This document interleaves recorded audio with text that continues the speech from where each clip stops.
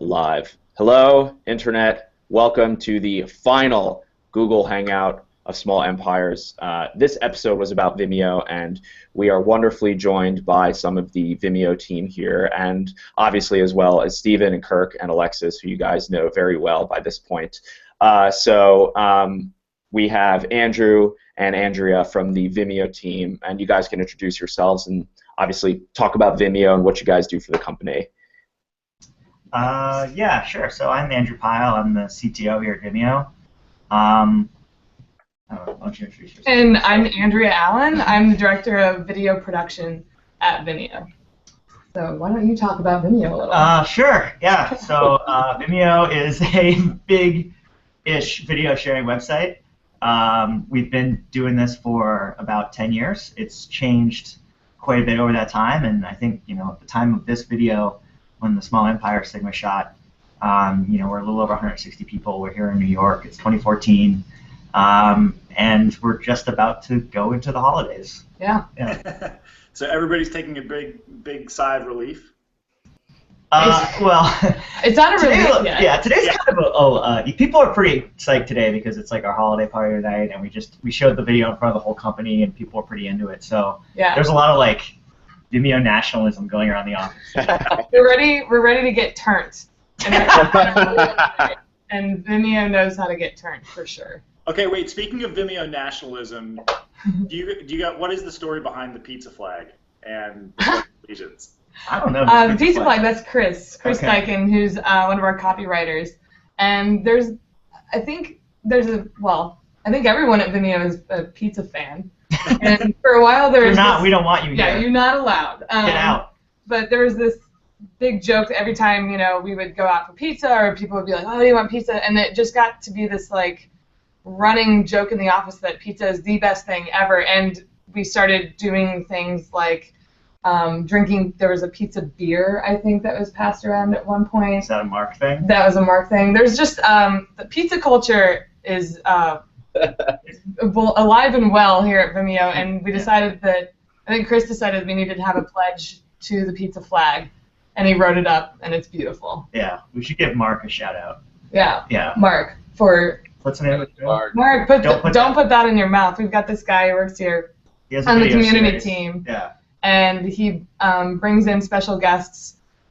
This could be people who work at Vimeo or just people on who are from the Vimeo community, and he finds the craziest stuff online, buys it, and then you eat it together, and he films it, and it's insane. It's like a really good show. He puts it up on Vimeo. Weird chips you find in the back of like the Chinese bakery that have like cartoon rabbits on them, and you're like, what is this? And then you eat it, and it's like, I don't know, some fruit that you've never heard of. Like, it's all about that. And yeah, he had like pizza flavored beer once. Yeah, octopus chips. Where can we find it?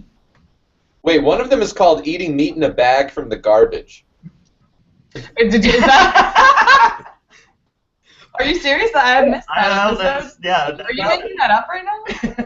Where is this? I'm gonna link it to you guys. Cool. Right there.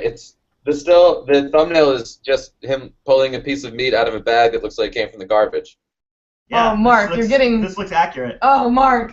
That's our designer, Justin, on the right, Mm-hmm. head of design. So yeah, a lot of these are shot in the office. Oh, I'm scared. I would not want to take meat out of the garbage from here. I don't really understand. This episode's product: meat in a bag from the garbage. Wow, yeah, accurate. Cool. Oh, cool. So before we get too sidetracked by that, I think that's a pretty good example of what we noticed when we were there, and just about like the company culture that you guys have at Vimeo. It seems like it's very vibrant, and people are very happy there. Yeah, it's something that I sort of take. I mean, it's weird to take that seriously, to use those words, to take something that, but I really do.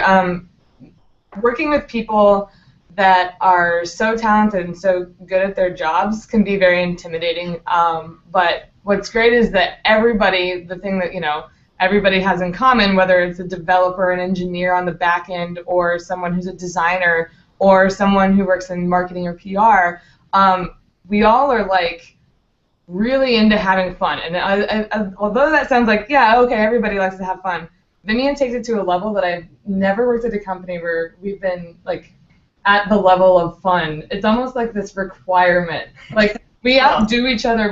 We try to like see how much fun. Let me just give one example. Every year we go to we call it the summer retreat, and we go somewhere outside of the city.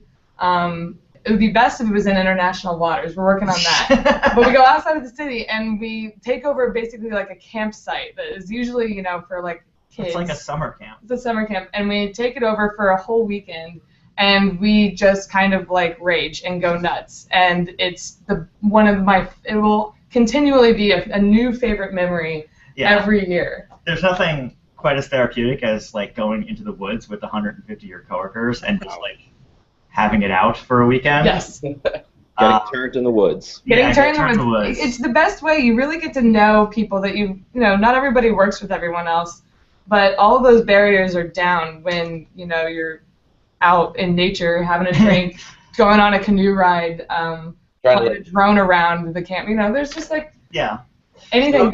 And it's, you know, work is a place you spend like most of your life, for better or for worse. So it's like you really need to like the people you spend that time with, and you know, I think Vimeo, it's a lot of people who work here are like relatively young, but they've also worked here for a long time, so they're like pretty close friends through actually like a big chunk of their life, which is kind of weird to think about. But so yeah, no, is most of your team based in New York, or do you have international offices as well? Yeah, almost everyone's in New York right now, except for I think there's like 2 or 3 people in London. Oh wow! And a couple in LA. And a couple in LA, sorry. So you know, at various times we've like, you know, had people around the world like who work remotely. A lot of that is while we wait for their visa stuff to clear. Yeah. And Andrew, you've been with Vimeo since like day 0, right? Well, I've been here since late 05, which was basically like, you know, Vimeo launched in like earlier that year, but it wasn't like what it is today. Back then it was basically a personal site of our founders, and it was only his videos. So I actually came to work at College Humor way back in the day, and kind of grew up with the company, and as Vimeo became more and more of a primary thing, I moved on to doing that. Yep, and I joined I joined Vimeo and started posting my own videos in 2006, and then came to work at Vimeo in 2008. So I've also been here a little bit, not as long as Pyle, obviously, but... I've been here the longest. Yes, he's Grandpa. He's Grandpa Pyle. What is Vimeo, the name? Is that just a name that someone came up with? Jake. Our founder came up with it, Jake Lodwick. It has 2 meanings. One is video with me in it, and the other is it's an anagram of movie. Oh. And the me part of that is pretty integral, actually, because, you know, on Vimeo you're only allowed to upload videos that you create or had a big hand in creating, and you know, I think that really lends itself to back at the beginning. You know, you could watch a video. And when you left a comment, you knew that you were speaking directly to that creator, and I think this is mentioned by Alexis in the video. But that is actually part of the reason that, like, I think the community grew in the way that it did, rather than how it does on other sites like YouTube, where it can be a little like caustic, because if you're just kind of throwing that comment out into the ether, it doesn't matter what you say. Right. But when you're talking directly to the person that made that thing, you're going to be a little bit more careful and like, you know, nice. Yeah, no, it's kind of innately personal. Like, people, you know, it grew out of this place where people put their own, I won't say exactly private, but like personal videos. Mm-hmm. And that's really what the me was about. Ironically, there's YouTube, which, you know, launched like pretty much in the same month as Vimeo, but we didn't really know about each other. So it's funny that like the 2 big video sharing sites are like me and you. Yeah, it is interesting though, because YouTube is generally, like, if you look at YouTube globally, it's more about like audience building and like getting numbers and like going viral. Like, that's what YouTube is at its core. But then Vimeo is about like, here's something I made, or here's something that I saw, or here's something that I feel. They are like fundamentally different, and it's just this weird coincidence, maybe, or like just the power of language that forced that to happen. Yeah, I mean, I think it's everything. Like, you kind of can't look at one particular aspect of it and be like, oh, it was this rule or it was this, piece of content that really defined Vimeo or YouTube for people. Yeah, it's everything. It's the aesthetic. It's the content on there as a whole. It's the way people talk to each other. It's curate things. I think a lot of it too is, I mean, being an early user of the site, I just remember seeing videos that like Andrew and Jake and Zach and all these people who were working there were making, and that sort of taught me what it was like to be on this site. What when I'm on this site, I should act like this. This is how it's expected, and this is what's appropriate. And I think that was really helpful too in building that community. So, but like Pyle said, it was like you can't point to one thing. It's a lot of things. Yeah. Yeah. It's funny because I've been updating my profile in the last couple of days, and like I haven't been in some of the nooks and crannies on the website that are there, like in the profile settings and stuff. And there's all these like little hidden jokes that you kind of notice. Really like browsing deeply, and it's so refreshing to find things like that throughout the site. Like the way that things are worded or like different prompts. Like it's very clear that there is a sense of humor there, and that's valued. And I think that is so huge in being able to differentiate, the feeling of both sites. It's so well done. Oh, thank you. Yeah, we kind of have this saying that it's important to take, people's work seriously, and you should take your work seriously, but you should never take yourself too seriously. Mm-hmm. And I think that comes through in the site too. You should talk about the fart thing. Vimeo. If you go into the Vimeo search field and you type in the word fart, you'll have a pleasant surprise. You gotta scroll a little bit. Oh boy. Everybody's doing it right now. Right now. Doing it right now. Flagged at work. Scroll up and down. No, it's true. I mean, I think over the years we've been like pretty consistent in. Our search is not working. I just got told our search is not working. Yeah, it's technical difficulties. Cool. That's because we were in an all-team meeting. Awesome. Yeah. Because everyone. Yeah. Try again in a minute, I guess. Yeah, no, I think we've been really consistent over the years with our kind of like voice and our personality.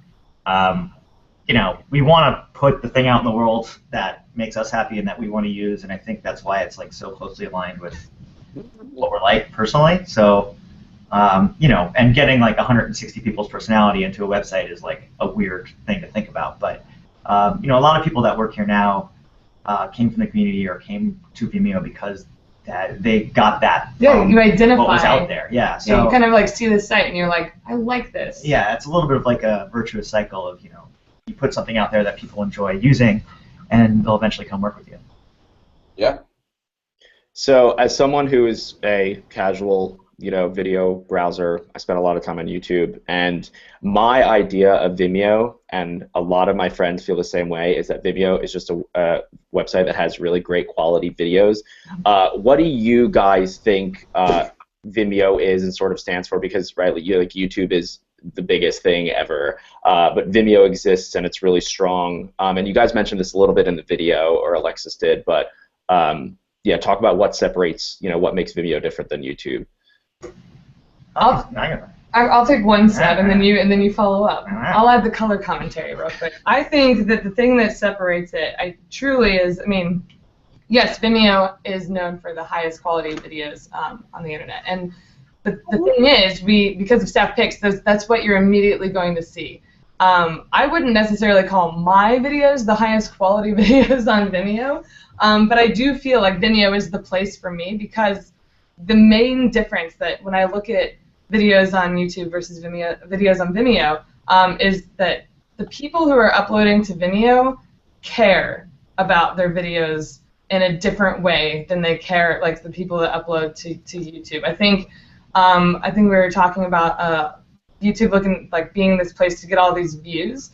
It doesn't necessarily matter how good the video is as long as you get views. Whereas on Vimeo, you care about your video and you're not looking necessarily to get like this massive viral hit. It's a place that you go to upload something that you actually care about. And I think that, to me, is the heart of like kind of what separates it. And I'm sure Pi will have a different thing to say, but yeah, well, I mean, I think Yeah, no, that's totally right. Like, we usually say that it's like if you give a shit at all about how your video looks and about what people are going to say about it and what other videos are going to appear around it, it's better off being on Vimeo because just those are the things we're better at. If you care about getting some kind of huge level of exposure or making money off through advertising, then that's what YouTube's for. And that's kind of a weird delineation, but it really stems from, I think, what is the more fundamental difference, which is we've always built a product to really cater towards people who make videos, and YouTube as a product has really kind of veered down this path of being a viewing destination and being this kind of just massive repository of video, which is a very like Google thing. And so look, our incentives they're aligned differently. Vimeo makes money off of subscriptions and from creators who sell their work or who want better tools then pay us for it. And yes, did it work? It looks. The entire business is incentivized around watching a lot more content and watching ads with that content. So it's like, it really, I think, fundamentally is like two sides of the same coin. I think we built our feature set around people who make video and therefore tend to care a lot more about how it looks, which is probably why you see that content reflected on there. Yeah. So, Alexis, do you have a Vimeo account? Are you going to start making short films? I actually have a Vimeo account from way back when. Yeah. Let me see if it's still there. It's going to be really embarrassing if I tell you. That's the best part. Look back and see how far you've come. Yeah, it's weird. Vimeo's like the only place on the internet that I use on any regular basis where it's like the other account holders and like some of the videos that are in my likes, hey, like the timestamp is like 8 years ago, 9 years ago. It's like, whoa. the whole world's going to be like that soon. Like everything you posted, it's just like, I mean, I know it's out there, but a lot of these like companies and networks haven't been around long enough that you actually go back and you're like, holy shit, that was a decade It's ago. almost like, a decade now, yeah. Yeah. I found you, Alexis. Huh? I found you. I found. Is it a headline commercial? Years ago. 6 years. Startup guy. Bread Pig the band rocks at the San Francisco Pier 39. Yeah, this is not a terribly well produced video, but it is. Is this you playing music? Yeah, I had a band for a little bit. It was called Bread Pig. You look so earnest in your profile picture. That's Yeah, that was before he got broken. great. Wow. You're only following one person. Come on. Oh wow. I was not a good community member. You step this up. 1 like and 1 following. Wow. We should add them to the credits for that video. Yeah, we got to add it to the credits. Drive some traffic. Yeah, he needs it. You don't need to go and do all that, guys. Those views rolling in. So I have a question Got a follower. For you guys. I think, like I said before, just casual, video watcher. But the one blaring difference between Vimeo and YouTube is that you guys don't really push view count at all. It's like kind of even hard to find that. Has that been like a fundamental principle from the beginning, that it wasn't about the views, it was about the quality of the video? Because obviously that's like a pretty big design choice that you made. Yeah, I mean, I think there's a couple of aspects to that. Like back, like when YouTube was, this is like 2007, 2008. It was like YouTube's one of their most popular pages was just like the most popular videos ever. And it was like the same basically dozen videos for like several years because it's just a giant feedback loop. And so when we were, building Vimeo and building out the features, we didn't want to have this kind of like top 10 or like most viewed type of ideas kind of floating around out there. Because we just viewed it as this kind of like, that's how you get into this like weird death spiral of like, a certain community kind of bombs on Vimeo and takes it over. We wanted the kind of experience that people had when they first came to Vimeo to be based around, our curation and things like that. So for us, kind of as like a, product team, we didn't really think views mattered that much. I mean, we've always understood that it obviously matters to the people that make the video. Me personally, I don't think like an ever-increasing number that eventually is just getting rounded off is all that exciting. I know that that's not a super popular opinion amongst video creators. But yeah, it has kind of remained a little bit more downplayed. Like back in the day, it was like the total like coin of the realm was like the number of plays you have on YouTube, and people talk about that now. But now when you see YouTube advertising, they talk about subscribers. Yeah. So I do think the kind of value of a play, it's kind of like a page view. It's like I think the whole economy around video online is like evolving beyond that. Just another way Vimeo is ahead of the curve. Yeah, we also pushed harder. It's much easier to see like how many likes that video has received and how many comments people have left on it. And again, like that, to me, I remember this. I can't remember who said it, but it was like Vimeo. We never considered it like the Vimeo community you shouldn't approach it like a sea of eyeballs that you need to trick into watching a video of yours. Right. That you should be making something that you're like you're proud of, and you hope that people will also like be into. And you shouldn't be trying to trick people into watching your video by putting some crazy, I don't know, thumbnail on it, or like say like, oh, just because it's got a huge number of views, you should totally watch this. It's not based on that. Right. Yeah. And I mean, I don't think I can like talk explicitly about some of these numbers, but like it's funny because forever Vimeo has been compared to YouTube, and like over the years, I don't know like how big we are compared to YouTube. I know how big we are, and I get numbers about YouTube, but even comparing the numbers, like the way we count metrics and things like that, it's hard to compare apples to apples on that. But we've always been like a percentage of YouTube, right? Whether that's plays or traffic or uploaders or viewers or whatever it is. And I don't really know what the percentage is. I've run the numbers like over the years, but it's always been like any percentage of YouTube is a meaningful thing to me, and like I think it's a meaningful thing for any website. Like we're a top, I don't know, 50 website or something like that. It's pretty big.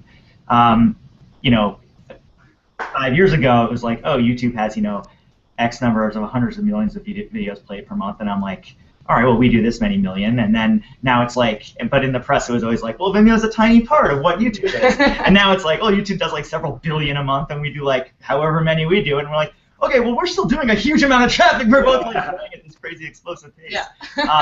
And like we're 1,000 times bigger than we were a couple of years ago, but it's still kind of comparatively this small thing. It's weird how like you get bigger and bigger and bigger, but you're always smaller. Right. The biggest person in the room. So it's like it's kind of neat. They've kind of run cover for us in that way, where it's like we don't ever have to like run away from the idea of like we're too mass market or we're too popular or we're too anything. Like I think we've really done a good job of walking that line. No, it's great. And I think that you guys have the advantage of you have most of your team is in one location, whereas I think like as soon as YouTube got bought, they became part of this huge behemoth that is then all of a sudden scattered across all different places and become much more corporate. So you guys have really been able to retain a lot of that culture and that style that wouldn't be possible otherwise. That's true, and I also have to say, like, throughout, Andrew, what was your title when you came on Vimeo? Developer, and now he's CTO. I mean, and that's awesome. Like, a lot of times, I don't know. I mean, Vimeo is the best and first technology company that I worked at. Yeah. But me too. me being hired on to do community work, and then being able to create the in-house video production department for a site that is worshipped for its video is like beyond what I would have expected at any job. And so that's another thing that makes Vimeo, I think. And again, I don't know about Google and how they like hire or promote or anything, or YouTube at all, but I can say that the way that Vimeo treats its employees with like respect and like trust to continue to run with what we already know is a good model is like super awesome. Yeah, it's been a good place to work at. I think culture is important. I don't think you can keep the kind of like we're talking about like the voice of Vimeo, like, and the kind of like personality. It's like that's like the first thing you lose because it just is. You can't recreate that. You cannot manufacture and scale that. Yeah, and like there's no faking that. I guess like authenticity, I think, is the word people would probably use to describe that kind of vibe. I don't know. I don't feel bad for YouTube like when they join Google. I mean, you see the things that they do from a technology basis and like the resources like Google has at its disposal. It's freaking outrageous. Yeah. I mean, it's awesome and it's scary and yeah. So, Andrew, I have a quick question for you. What's like, as CTO, what's kind of the biggest like fire that you have to put out on a regular basis, like in regards to technology that goes into a video platform? It's stuff that he's broken. Reverse stuff? I break the website more than anybody, so blame me. The biggest fire I have to put out on a daily basis, you know, it's less technology stuff like every day. You know, I think as we become like more of a streamlined business and we like get smarter at things like doing stuff that we hadn't done before, like marketing, you know, it becomes like the people that have been around for a while end up kind of making more strategic decisions than like the day-to-day fire stuff. Mm-hmm. You know, I mean, the worst like technical related thing that happened to us this year was we got like DDoS super bad in January. We were down for like most of a morning. Yeah. Was that North Korea? Okay. What was that? Was that North Korea? It was not North Korea. Although, Okay. if Seth Rogen's watching, email me. We would definitely host the interview for Oh you. my God. Oh wow. Do it. No, we actually. I guess I'll tell the story. I've never told a story. Whatever, fuck it. This is a good story. Tell the story. I'll tell a story. So, we were getting DDoSed, and we got an email. What's the order of events here? What if the DDoSer is watching? I hope he is watching. I hope he is, Listen to us. because you should be scared. So we got DDoS. The site was down. It was a big mess. We're trying to keep it up. We have like a failover site, and we flip over that, but like, you know, it takes them a couple minutes to retarget that DDoS, so it's not a good situation. It's all hands on deck. A bunch of people are doing various things to try to get stuff working. What hour of the day is this? Is this like This is like the morning. This is like 10 a.m. Yeah. I'm running around screaming. Yeah. Yeah, a lot of people with their like offices locked with like 10 people in it, like all staring at a screen really closely, like a lot of that morning. But the site was down, so even people like the designers, you know, the engineers were working on like technical solutions, like, okay, we're gonna route all of our traffic through EC2, or we're gonna like get this DDoS mitigator online, and you know, we were calling up people, like going to people's websites, calling up the 800 number, and being like, hey, you do like DDoS mitigation? And they're like, yeah. Or like, great, we're a top 50 website and we're down and we need to like point all of our traffic at you right now. That was a crazy morning for like that. But the funniest and the best thing that happened in that day was we got an email from this guy that claimed to be the one DDoSing us, and he wanted $100. And we were like, $100? But we don't negotiate with terrorists, so we were like, what should we do? Like, what should we say to this guy? First, we made him prove it. So we're like, prove it to you. So we like stopped the DDoS, and he said he was going to do it. And we're like, oh shit, this is actually him. And he was like, I want you to pay me $100. And we're like, all right, how would we pay you? And he's like, use like this website. And you go to this website, and it's like, you know, some scammy like debit card fake thing that it's like you plug in your information and it goes through like Germany and then the Cayman Islands and you get Bitcoin. So we're like, okay, we're gonna like run this by our legal department, like find out if we can pay you this way, and basically trying to string this guy along and kind of keep him on the line. And we, you know, we're saying all this stuff over the course of a day, like, you know, we need your W-2 to pay you. Stuff like that. And he's like, wait, no, this is not gonna happen. An official employee. Invoice. So what we did was we set up a fake payment website. It was called like securepayment.us or something. Yeah. And Wait, your team created one. yeah, the designers the site was down, so the designers had nothing to do. So they built a fake website. It's so good. And it looked like it was like a bootstrap thing with like a big like clip art dollar bill, and it was like the safest way to pay online. And, so we're like, all right, go to this web. Like, what about this? We can't pay you through this German thing. So what if you go to this website? So we sent him this link. So we got his IP. No. And not only that, we had a pop-up that said, you know, click here to verify it works in your country, and which was just the HTML5 geolocation API. Got the guy's like street address. Got. Wow. And then what? But he was in North Africa. We couldn't get to him. So Yeah. He wasn't around the corner like we were hoping. We could just go and knock on the door. yeah. Excuse me. I'd like to ask you a few questions. He DDoSed you guys for $100. Well, presumably the $100 was just like a phishing scam, so Yeah. that you would get information. It's $100 to be like, because once you're on that list of like places that will negotiate or whatever, it's like, Yeah. and if you go back to, I think it was January, or was it? It was earlier in the year, but there were like a string of data. I don't know if you guys remember this. There were like a string of sites that were. Yeah, it was Dropbox also, right? Yeah. And like a couple places published the email, and it was the same email we got, except he was asking for like different amounts of money, like $50 or like $75. It was he like was totally very arbitrary. clever. Yeah. Anyway. Great marketing team that guy has. Yeah, right. We learned a lot that day. Yeah, including even when you catch the guy, you can't do anything about it. Yeah. Amazing. But the fake site was just like, even though like that was Is like, that fake site still in the fan and it was like really bad and everybody's kind of bummed, it was still like this really kind of fun, it turned into a fun day. hilarious thing. It was like, look at this site we just made.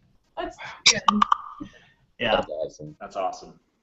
So what does the next 5 years for Vimeo look like? Oh man. you.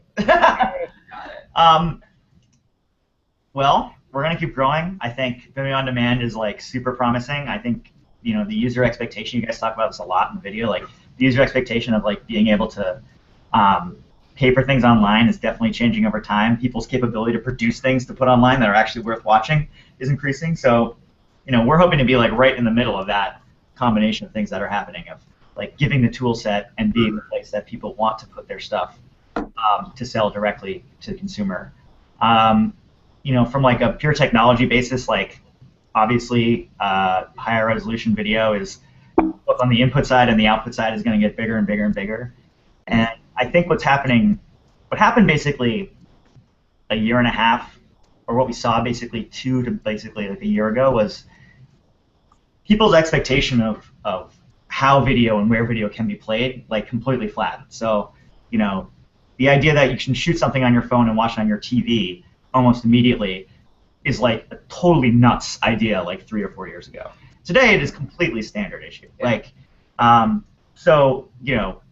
Like set-top boxes, desktop, phone, this idea that you don't have Flash installed or you don't have a TV that has the right codec or some shit like that, it's like, no, those days are over. Like, compatibility for playing back video is like, from the consumer perspective, a solved problem. So there's like no going back from that expectation that wherever you're paying for something, wherever you're shooting something, you're going to be able to watch it and experience it anywhere. Mm-hmm. And I think what we're going to start seeing soon, and this is happening with like cloud providers like Dropbox and stuff, is like the kind of idea of like capturing creation.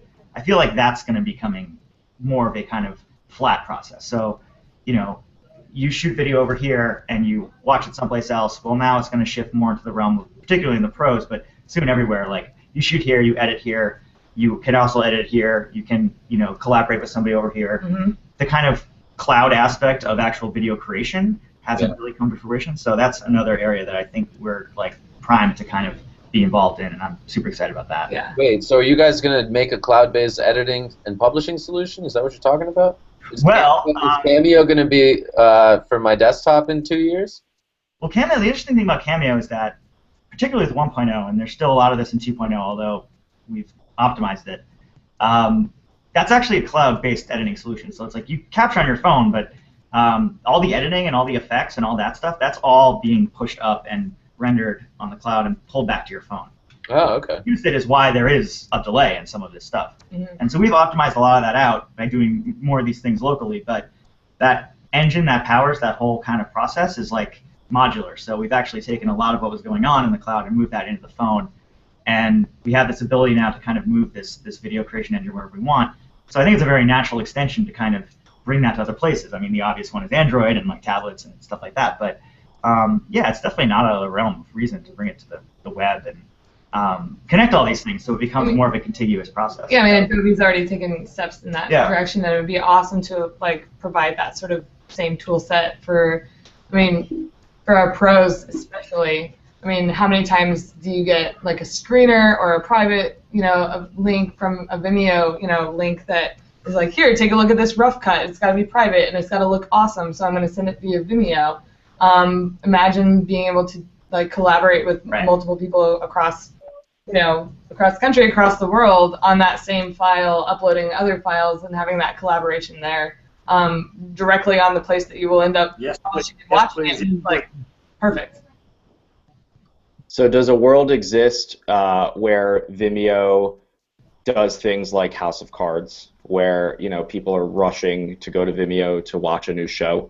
Well, I mean, it's kind of already happening with High Maintenance. I mean, I think that we were lucky in that, you know, High Maintenance had like a pretty fervent audience already, so, you know, and we promoted it a bunch, so the excitement around the original content, I mean, it's been proven on Netflix and stuff, but we're already starting to understand like how you go about doing something like that. So I hope you see a lot more of it. Yeah, and I think the key element that will differentiate like what Netflix is doing from like what Vimeo is capable of is actually like money. They have way more. But like, I mean, so Vimeo has this, you know, the most talented people, and the fact that we would be able to facilitate them making more of that awesome content and then selling it to their audience who are also Vimeo users and beyond.